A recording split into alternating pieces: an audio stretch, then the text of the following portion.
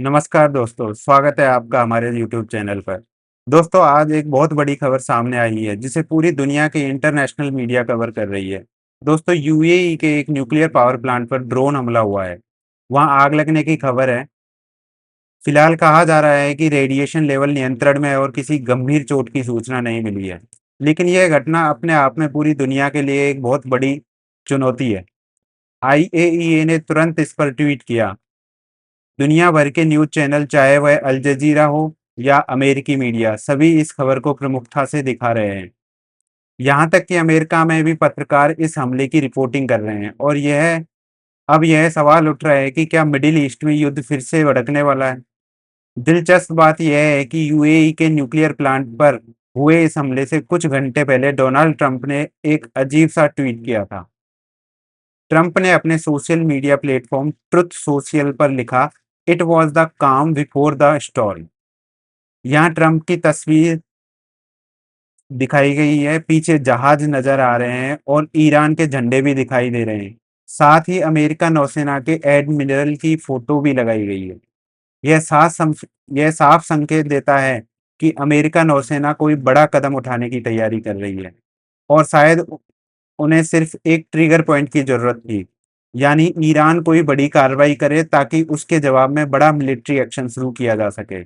मेरा मानना है कि अगर ईरान ने वास्तव में यूएई के न्यूक्लियर प्लांट पर ड्रोन हमला किया है, तो मुझे बिल्कुल भी आश्चर्य नहीं होगा अगर यूएई ईरान पर बड़ा हमला कर दे। दोस्तों, यह अमेरिका की साजिश भी हो सकती है। पहले ट्वीट करना और फिर यूएई के न्यूक्लियर प्लांट पर हमला हो जाना, ताकि ईरान पर बड़ा हमला कर सके और यूएई भी ईरान पर हमला शुरू कर दे। मतलब यूएई को भी वॉर में इन्वॉल्व करना चाहता है यूएसए। अब आपके मन में सवाल आएगा कि अगर यूएई के न्यूक्लियर प्लांट पर हमला हुआ है और पहले ईरान के न्यूक्लियर प्लांट पर भी हमले हुए हैं, तो भारत को इसकी चिंता क्यों करनी चाहिए। इसका कारण बहुत सिंपल है। हमेशा यह डर बना रहेगा रहेगा कि किसी बड़े हमले के बाद न्यूक्लियर फॉल आउट हो सकता है। जिस प्रकार ईरान और यूएई पर हमले हो रहे हैं, यह संभव है कि किसी सक्रिय एक्टिव न्यूक्लियर पावर प्लांट पर बड़ा हमला हो जाए और फिर रेडिएशन फैलने लगे। चिंता की बात यह है, अगर आप ऊंचाई पर बहने वाली हवाओं की डायरेक्शन को देखें, तो ईरान और पूरे पर्शियन गल्फ क्षेत्र से हवा पाकिस्तान होते हुए भारत की तरफ आती है। विशेष रूप से दिल्ली तक रेडिएशन पहुंच सकता है। इस पर कई आर्टिकल भी पब्लिश हुए हैं। दोस्तों, हवाएं पश्चिम से पूरब की दिशा की ओर बहती हैं, तो पहले अफगानिस्तान, फिर मध्य एशिया, फिर पाकिस्तान और लास्ट में भारत में आती हैं। यूएई की तरफ से आने वाली हवाएं पहले दक्षिण की ओर जाती हैं और अंततः दक्षिण भारत तक पहुंचती हैं। अगर किसी बड़े न्यूक्लियर प्लांट पर मिसाइल हमला होता है और रेडिएशन फैलता है, तो सबसे ज्यादा नुकसान यूएई और ईरान को होगा।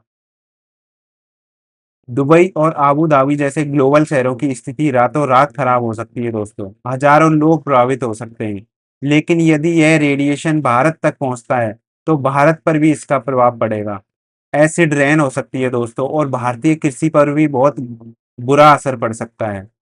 लोगों को कुछ समय के लिए घरों में रहने की सलाह भी दी जा सकती है, क्योंकि न्यूक्लियर फॉलआउट का ह्यूमन बॉडी पर लॉन्ग टर्म इफेक्ट अभी भी अध्ययन का विषय है।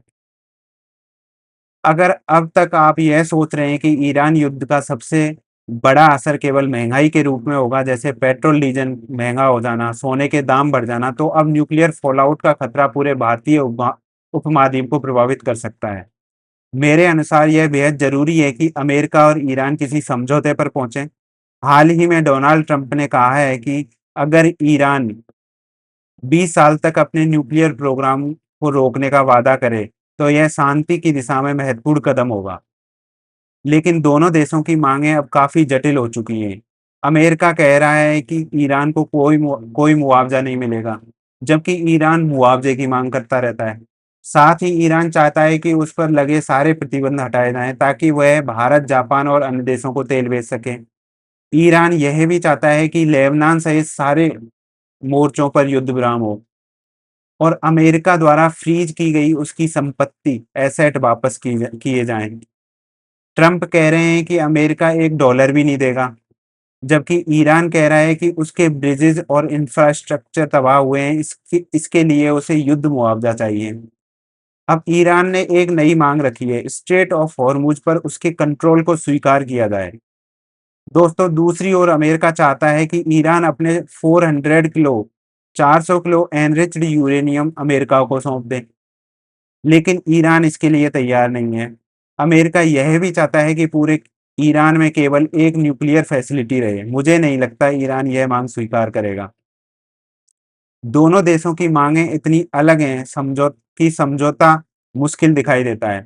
लोग शांति और युद्ध विराम की बात कर रहे हैं, लेकिन दोनों देशों की शर्तें बिल्कुल विपरीत हैं। मुझे लगता है कि भारत भी इस मामले में मीडिएटर की भूमिका निभाने से बचना चाहेगा, क्योंकि यहाँ इज़राइल का भी बड़ा फैक्टर है। जब तक इज़राइल नहीं चाहता कि युद्ध खत्म हो, तब तक दोस्तों ये युद्ध समाप्त नहीं हो सकता। ट्रंप को भी अपने लोगों को जवाब देना होगा। अगर वे ईरान को अरबों डॉलर दें, उससे प्रतिबंध हटाएं और उसकी सारी शर्तें मान लें, तो फिर वे अमेरिकी जनता से वोट किस आधार पर मांगेंगे।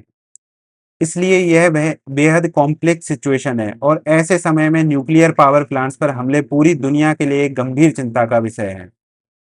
मैं फिर दोहराऊंगा, न्यूक्लियर पावर प्लांट पर हमले तुरंत बंद होने चाहिए। यह पूरे क्षेत्र को भारी नुकसान पहुंचा सकता है। आने वाले समय में अगर कोई बड़ी खबर सामने आती है, तो मुझे लगता है कि जिस तरह इन प्लांट्स को निशाना बनाया जा रहा है, मिडिल ईस्ट में कोई बहुत बड़ी घटना हो सकती है। आगे भी इस विषय पर जो भी अपडेट आएंगे, मैं आपके लिए वीडियो लेकर आता रहूंगा। दोस्तों, अगर आपको ये वीडियो इन्फॉर्मेटिव लगी हो तो वीडियो को लाइक करें और चैनल को सब्सक्राइब करें।